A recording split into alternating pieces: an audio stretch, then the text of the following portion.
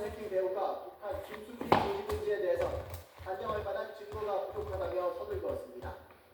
YTN 양혜진입니다. 건강보험급여가 적용되지 않는 약품은 전문의약품이라고 해도 정부의 처방 관리 체계에 기록되지 않습니다. 이러한 법정을 악용해 비만 치료제를 투약할 수 없는 어린이와 임신부들까지 위고비와 삭센다 등을 처방받은 것으로 나타났습니다. 염혜원 기자입니다. 기저귀 주사로 불리는 비만 치료제 위고비는 지난달 모두 85,500여 건 처방됐습니다. 올해 초 2만여 건에서 급속도로 늘어났는데 그만큼 부작용 사례도 많습니다. 지난해 10월 이후 위고비 투약 뒤 급성 췌장염이 온 환자는 150여 명, 담석증 560명 등 모두 960여 명이 부작용을 호소했고 이 가운데 15% 이상이 응급상황이었던 것으로 집계됐습니다. 이런 위험성 탓에 위고비를 비롯한 비만 치료제는 만 18세 미만과 임신부, 노인들에게 투약이 금지된 전문 의약품으로 분류되어 있습니다. 그럼에도 불구하고 일부 병원에선 어린이와 임산부에게도 처방해 준 것으로 드러났습니다. 만 12세 미만 어린이가 69건, 임신부는 194건이나 됩니다. 정신과와 이비인후과, 안과, 영상의학과까지 비만과 직접 연관이 없는 병원에서도 빈번하게 처방했습니다.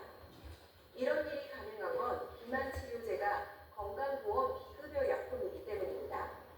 비급여 의약품은 보건복지부의 처방관리 체계에 포함되지 않아 규정을 어겨 처방해도 제한이나 제재를 받지 않습니다.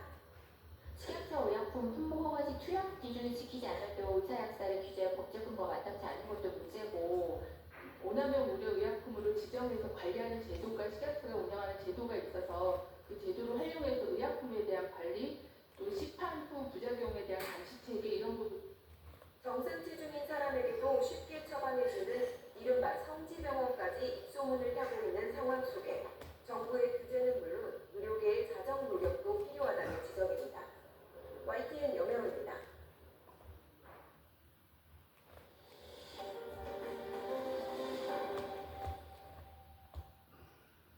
미러 정상회담을 예고한 다음 날 트럼프 대통령은 젤렌스키 우크라이나 대통령을 만나 토마호크 미사일 없이 전쟁을 끝내길 바란다고 말했습니다.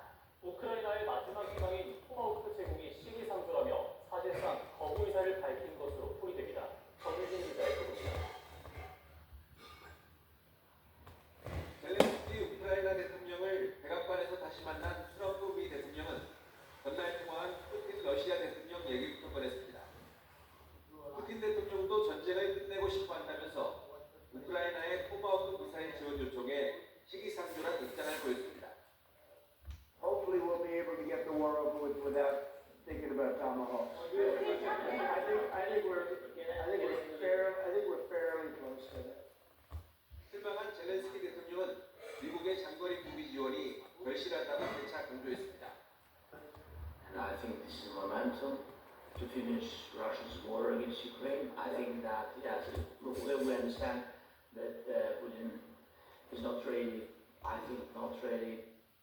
전날 트럼프 대통령은 푸틴과 2시간 넘게 통화한 뒤에 2주 내로 헝가리에서 회담을 갖기로 했다고 발표했습니다.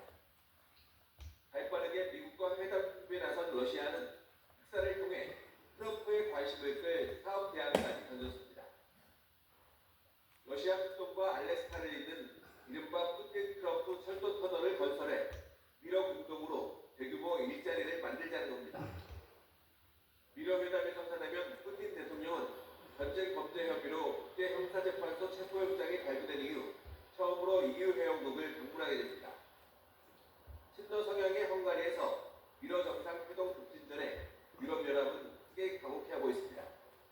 Matter of fact, that this event will take place most probably against the will of most of the EU allies, also wants to demonstrate the irrelevance of the European.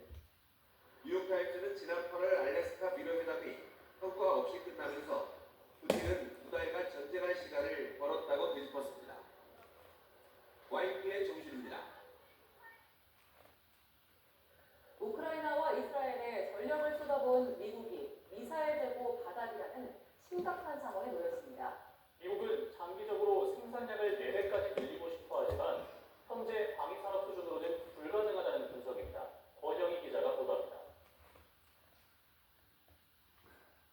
2022년 2월 시작된 우크라이나 전쟁은 곧 만 4년이 됩니다. 중동의 이스라엘 하마스의 전쟁은 이란과 후티 반군 등 동시다발적인 분쟁으로 커졌습니다.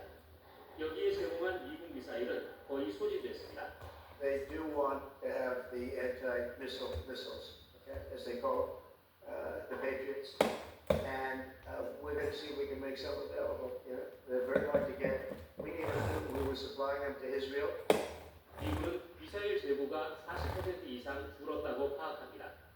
미국은 중국 견제에서 벗어나 본토 방어를 최우선으로 하는 새로운 국방 전략을 추진합니다.